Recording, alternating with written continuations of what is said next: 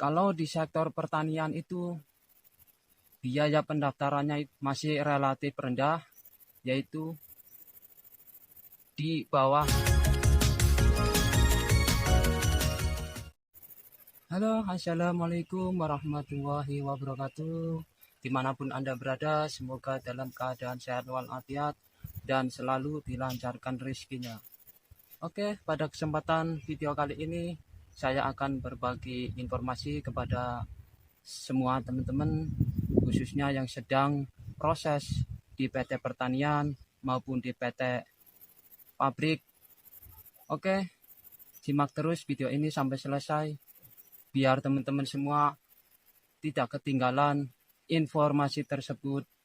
Oke teman-teman, karena banyaknya peminat khususnya di masyarakat Indonesia untuk bekerja di sektor pertanian maupun di pabrik, karena Taiwan salah satu negara yang banyak dipilih oleh TKI, Tenaga Kerja Indonesia, teman-teman. Jadi menurut teman-teman, silakan pilih kerja di perkebunan ataupun kerja di pabrik, teman-teman. Karena ada dua opsi yang biaya pendaftarannya itu sangat relatif rendah, teman-teman, yaitu di bawah 70 juta, sedangkan yang di pabrik itu di atas 70 juta, teman-teman.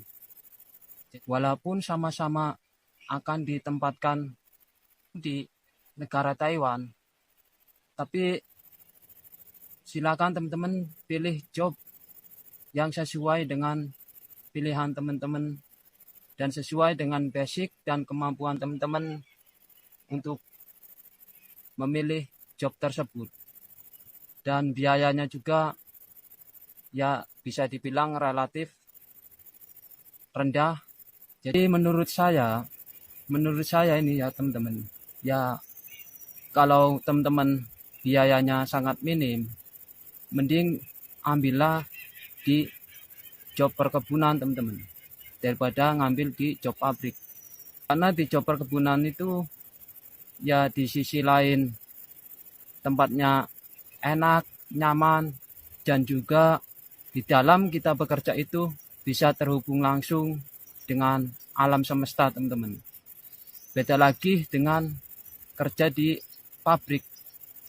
Karena di pabrik itu ya tempatnya sangat tertutup dan mungkin tidak terlalu bebas untuk teman-teman yang baru pengalaman kerja di Taiwan.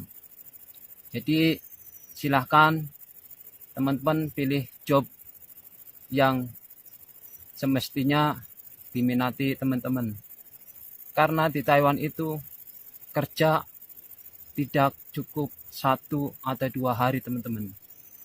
Jadi sebelum berangkat ke Taiwan, teman-teman pikirkan dahulu dengan sematang-matangnya, daripada nanti teman-teman ketika sudah sampai di Taiwan akhirnya dapat job yang tidak sesuai dengan pilihan teman-teman sendiri. Karena kehidupan di Taiwan itu beda dengan kehidupan di Indonesia, teman-teman. Khususnya buat teman-teman yang baru berpengalaman kerja di luar negeri, alangkah baiknya mantapkan dulu, cari job yang tepat dengan basic teman-teman. Karena di Taiwan itu kita harus pintar-pintar, harus benar-benar bisa beradaptasi dengan sekeliling teman-teman bekerja. Ya karena saya hanya bisa ngasih solusi, ngasih saran kepada teman-teman semua yang baru proses, baru mendaftar di PT Pertanian ataupun di PT Pabrik. Karena saya menyarankan di antara dua pilihan tersebut, teman-teman, di perkebunan atau di pabrik. Karena menurut informasi dari teman-teman yang berada di Taiwan, yang bekerja di pabrik itu katanya fasilitas tempat tinggal kita itu bukan dari majikan, bayar sendiri teman-teman. Sedangkan yang di sektor pertanian itu semua fasilitas ditanggung sama majikannya teman-teman. Dari tempat tidur, dari makan dan minum, semuanya dari majikan.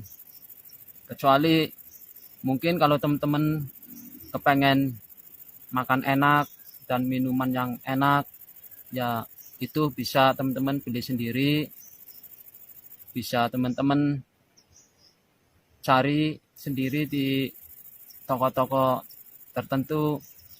Jadi enaknya kerja di sektor pertanian atau perkebunan teman-teman. Itu ketika kita sudah pulang, sudah rehat, itu bisa santai teman-teman. Karena itu udah waktunya kita selesai kerja, sudah waktunya kita pulang kerja. Jadi mungkin kalau ada lemburan, ya teman-teman bisa dapat lemburan. Kalau tidak ada lemburan, ya teman-teman kan bisa komunikasi ke sesama teman-teman atau komunikasi ke keluarga, ke saudara, dan ke sanak famili teman-teman. Dan waktu istirahatnya itu ketika malam itu bebas teman-teman, tidak ada halangan karena tempatnya itu sudah disediakan oleh majikannya. Jadi buat teman-teman jangan sampai bingung dan jangan sampai tertekan untuk memilih job yang sekiranya teman-teman cocok dengan basic teman-teman. Jadi ingat satu hal lagi ya teman-teman. Ketika kita sudah sampai di Taiwan, itu harus ingat satu, apa itu teman-teman? Yaitu ingat awal tujuan kita berangkat ke Taiwan itu hanya untuk mengubah nasib, mengubah hidup kan tentunya demi keluarga, anak dan istri maupun orang tua. Jadi saya sarankan buat teman-teman, karena di Taiwan itu tidak semudah yang teman-teman bayangkan, tidak semudah yang teman-teman pikirkan. Karena di Taiwan itu kita harus semangat untuk mengubah masa depan di kemudian hari, biar nanti teman-teman ketika sudah habis kontrak, sudah dapat cuti pulang ke Indonesia, diusahakan kita harus punya tabungan, kita harus punya simpenan buat nanti ke depannya teman-teman.